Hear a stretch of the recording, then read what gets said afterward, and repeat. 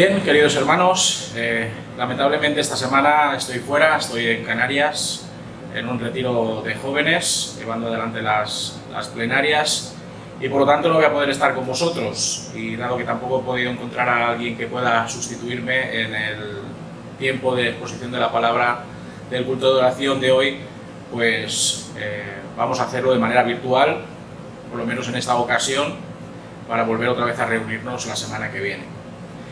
Hoy terminamos la serie de estudios sobre las iglesias del Apocalipsis, y en esta ocasión vamos a hablar acerca de la iglesia en la Odisea, concretamente en Apocalipsis capítulo 3, versículos del 14 al 22. A modo de introducción, decir que las expresiones que denotan la tibieza de las personas en cuanto a un asunto en particular son ampliamente conocidas por todos.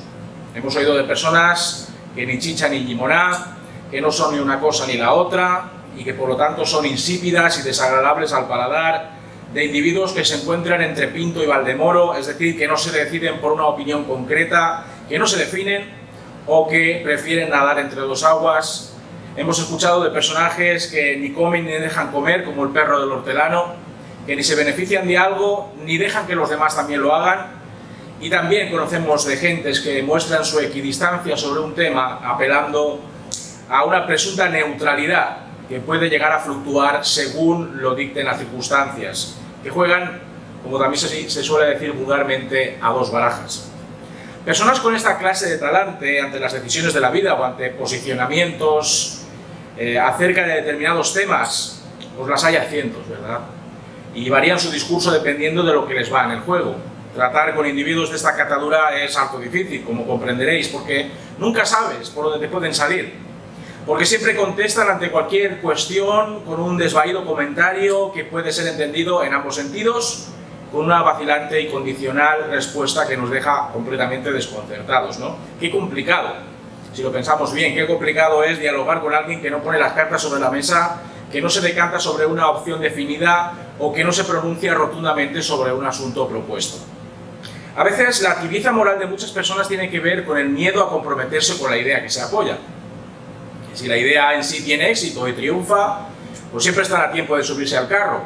Pero si la idea fracasa, pues también tienen preparado su plan B, que es el de adherirse a la idea vencedora sin remordimientos ni escrúpulos de ninguna clase. Suelen cambiar de chaquetas y miramientos, se cobijan a la sombra del árbol que mejor les conviene y nunca se mojan lo suficiente como para que, si vienen mal dadas, sean pillados en una especie de renuncio. Hábiles y astutos para mantener su neutralidad, aun cuando todo está a su alrededor, invariablemente están listos para aprovechar cualquier oportunidad sin ser culpados o señalados por seguir una tendencia en particular. Sus expresiones favoritas son el quién sabe, el a lo mejor o el ya veremos. Escurridizos y fluidos, se adaptan a la coyuntura de cada instante y optan por vivir vidas amoldadas a situaciones cambiantes que se van sucediendo dentro de un entorno más inmediato. No buscan ser relevantes, no buscan ser excelentes, no, solo procuran, en la medida de lo posible, vivir sin problemas, vivir en paz, vivir en armonía, hakuna matata, con todo y con todos, aunque tengan que traicionar sus propias convicciones personales, que suelen hacerlo. La última carta que Cristo escribe por medio de Juan a la iglesia en la Odisea nos remite a esa clase de personas, a esa clase de instituciones humanas que prefieren mantenerse en la mediocridad, existiendo al ralentí, sin mayor objetivo que el de vivir sin sobresaltos ni conflictos. Cristo desea advertir a los creyentes laodiceos de que esta clase de actitud en relación a su fe no será tolerada. Pero vayamos por partes. Cristo comienza, como ha hecho con el resto de iglesias de Asia Menor, presentándose de forma significativa con el objetivo de marcar la pauta que seguirá con el resto del mensaje. Vayamos al versículo número 14. Escribe al ángel de la iglesia en la Odisea, el Amén, el testigo fiel y verdadero, el principio de la creación de Dios, dice esto. Aquí vemos cómo Cristo se identifica a sí mismo como el Amén. Esto es, con la coherencia, con la fidelidad en la palabra dada. Cristo no miente, y no lo hace cuando promete a su iglesia que estará con ella hasta el fin del mundo. Es algo que ha cumplido y sigue cumpliendo y seguirá cumpliendo. Tampoco miente cuando Anuncia el advenimiento del Espíritu Santo sobre su iglesia después de su ascensión a los cielos. Cristo mantiene la verdad y el compromiso en cada palabra que ha enseñado a sus discípulos y, por tanto, la iglesia en la Odisea debe tener en cuenta que tanto aquello que sirva para la alabanza de sus obras como aquello que obedezca a su necesaria disciplina será cosa hecha. La palabra amén que vemos aquí en este versículo proviene del hebreo y significa la confirmación y afirmación.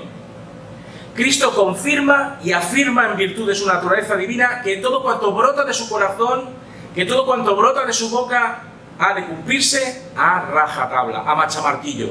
Cristo es consciente en todo lo que hace y dice, y espera lo mismo de su iglesia amada, como no podría ser de otra manera. Cristo no se anda con rodeos, ni marea la perdiz sobre cualquier asunto que desee comunicar en sus ovejas, sino que va al grano, directamente al grano, y deja constancia clara de que lo que dijo es precisamente aquello que quiso decir. Añadido a este amén, Cristo es el testigo fiel y verdadero, aquel que conoce de primera mano, ya que es esencia propia de la Trinidad, que todo lo que ordena su Padre es cierto y que nada falso se halla en todos y cada uno de sus designios y revelaciones. Podríamos decir que Cristo es el que rubrica con su testimonio vital en la tierra y con su muerte en la cruz la consumación de todo cuanto fue profetizado siglos atrás, sin que faltase un solo oráculo que no se ciñese a la realidad del plan de salvación de Dios. Cristo no es solamente fiel y verdadero, sino que Él es la fidelidad y la verdad personificados. Nadie puede desmentir o poner en tela de juicio sus acciones. Nadie puede poner en duda sus aseveraciones y enseñanzas, puesto que todas son respaldadas por la verdad por excelencia. A diferencia del ser humano, que suele ser bastante infiel y mentiroso cuando las circunstancias lo requieren, Cristo permanece firme, permanece inmutable en sus juicios y comunicaciones a su iglesia. En Cristo todos podemos comprobar fehacientemente el gran amor de Dios por la humanidad. El programa que fue ideado antes de la creación del mundo por Él sigue siendo perfeccionado en su muerte vicaria. También Cristo es el principio, con mayúsculas. Es importante recalcar esto, con mayúsculas, el principio de la creación de Dios. No es que Cristo fuese creado por Dios, algo que ya los arrianos en su momento y actualmente los testigos de Jehová promueven, sino que Cristo es engendrado y uno consustancialmente con el Padre y con el Espíritu Santo. La creación es obra suya, así como lo es la recreación y la regeneración del ser humano caído. Desde la eternidad, Cristo ideó, diseñó y llevó a término la más significativa y magnífica obra de arte jamás vista y oída, la de un mundo perfecto en el que el ser humano es la corona de la creación. Desde la eternidad, Cristo dio todo en manos del ser humano para que fuese un gestor excelente de la obra de sus manos. Desde la eternidad, Cristo supo que debía morir por los pecadores, a fin de reconciliarlos con Dios. Pablo lo expresó de una manera muy exquisita en su epístola a los Colosenses, versículos 15 y 16 del primer capítulo de esta epístola, cuando dice que Cristo es la imagen del Dios invisible, el primogénito de toda la creación, porque en Él fueron creadas todas las cosas, las que hay en los cielos y las que hay en la tierra, visibles e invisibles, sean tronos, sean dominios, sean principados, sean potestades, todo fue creado por medio de Él y para Él. Con esta introducción personal de Cristo, la iglesia de la Odisea ha de comprender el sentido y la dirección de la carta que recibe de parte del Señor. Vayamos de nuevo al texto, versículos del 15 al 18. Yo conozco tus obras, que ni eres frío ni caliente. Ojalá fueras frío o caliente. Pero por cuanto eres tibio y no frío ni caliente, te vomitaré de mi boca. Tú dices, yo soy rico, me he enriquecido y de nada tengo necesidad, pero no sabes que eres desventurado, miserable, pobre, ciego y estás desnudo. Por tanto, yo te aconsejo que compres de mí oro refinado en el fuego para que seas rico y vestiduras blancas para vestirte, para que no se descubra la vergüenza de tu desnudez, y unge tus ojos con colirio para que veas. Para entender estas palabras severas de Cristo, en primer lugar hemos de ponernos en contexto.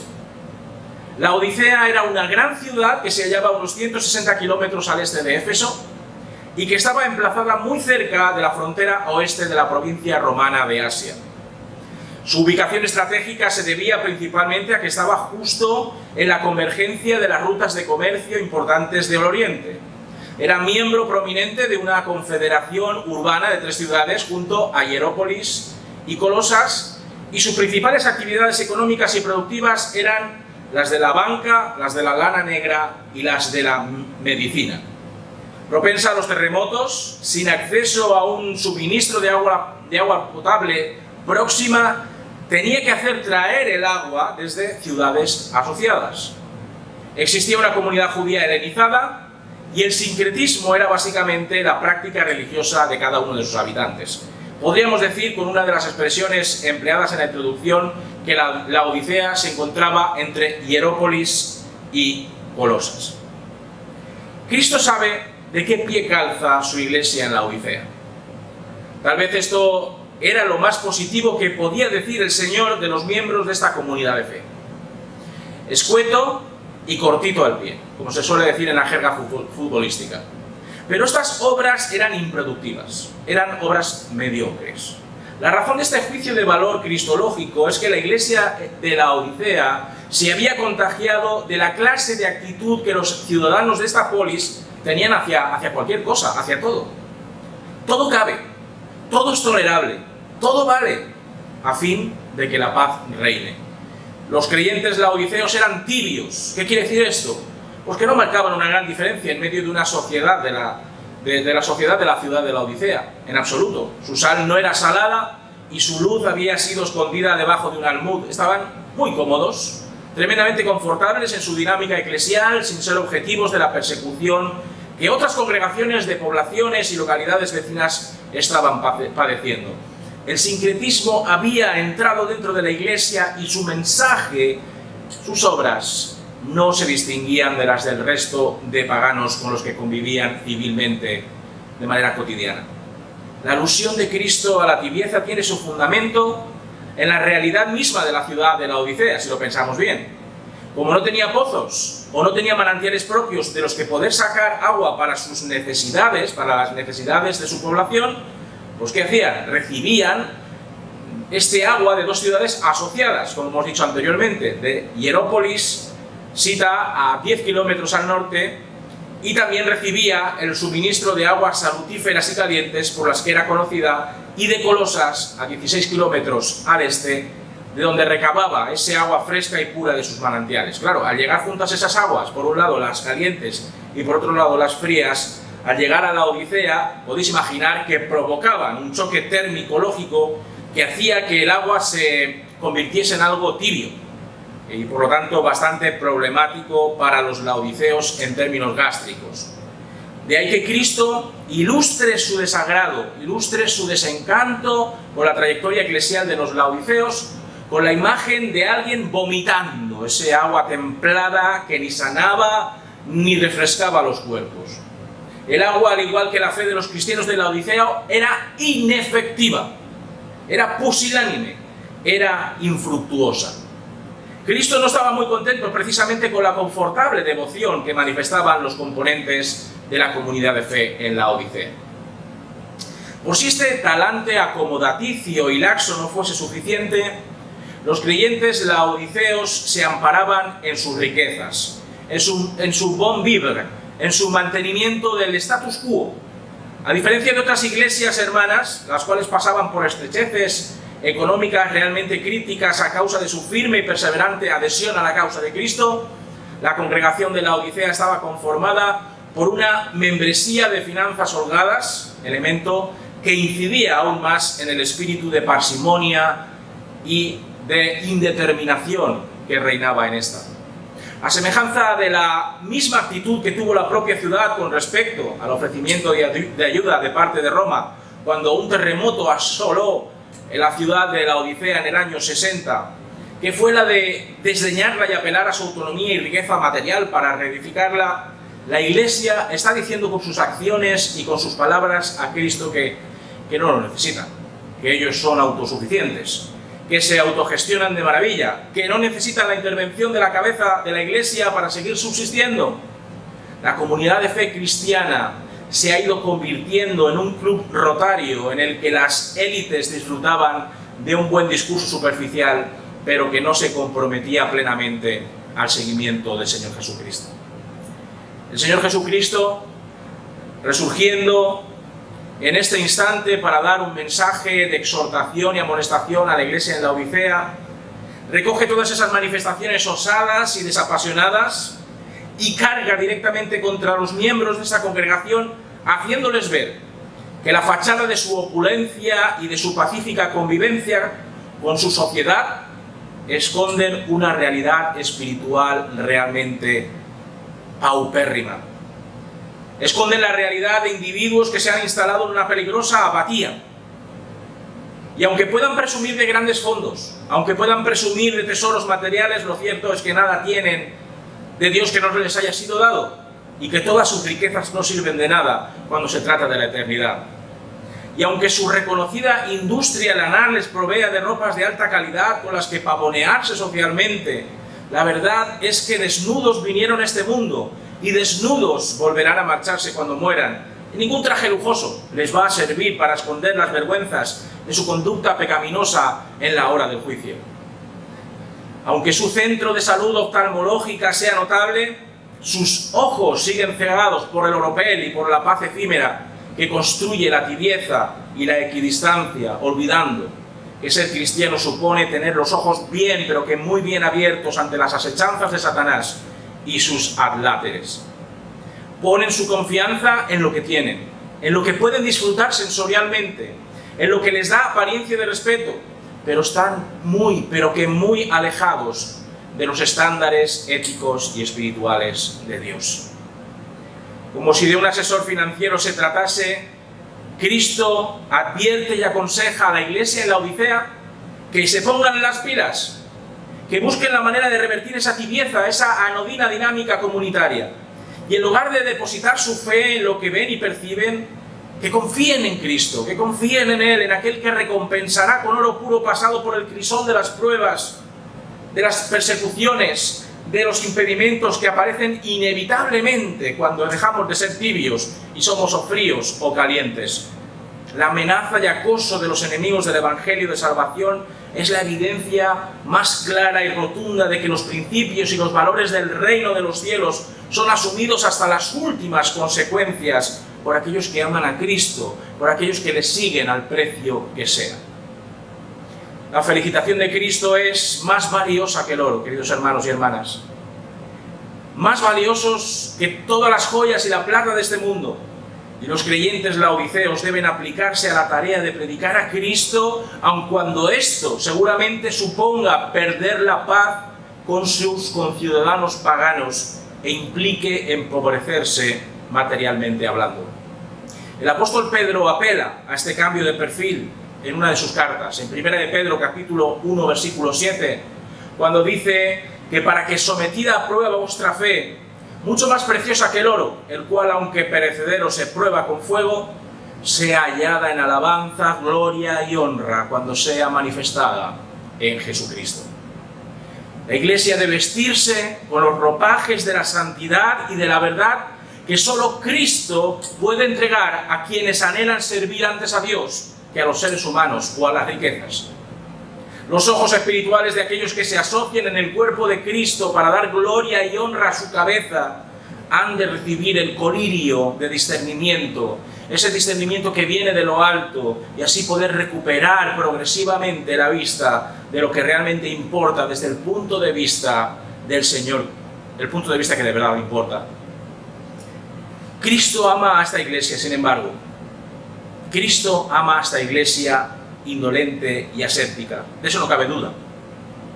En virtud de este amor por sus ovejas, el Señor Jesucristo quiere hacerles comprender que tal vez necesiten una buena dosis de disciplina y un desafío, mediante el cual poder pronunciarse en favor o en contra de su dominio y señorío. Vayamos de nuevo al texto, versículos del 19 al 20.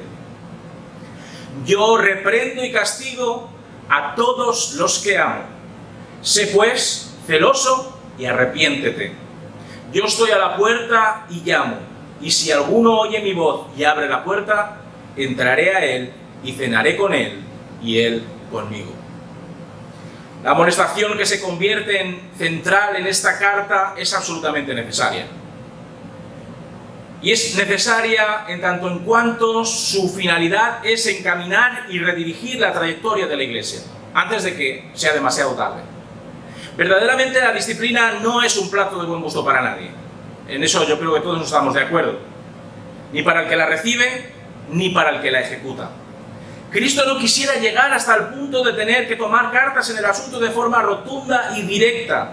Pero claro, si la Iglesia se empecina, se encabezona en mantener su línea de desobediencia, mediocridad y sincretismo, el Señor debe cortar por lo sano. El Señor debe hacer ver a sus discípulos que están recorriendo una senda contraria a la que Él ha dispuesto. Desde el amor que llena el corazón de Cristo, un amor más que demostrado en la cruz del Calvario, debe reprender y debe disciplinar a los suyos con el objetivo de que vuelvan a ser celosos de la santidad de Dios, del cumplimiento y obediencia a la palabra, de un estilo de vida acorde a la piadosa manera de conducirse de la que el mismo Jesús nos dio ejemplo. La meta final de la amonestación, la meta final de la exhortación es el arrepentimiento, la confesión de los errores cometidos, el acto de recuperar lo perdido para abundar en las buenas y justas obras por amor del nombre del Señor Jesucristo.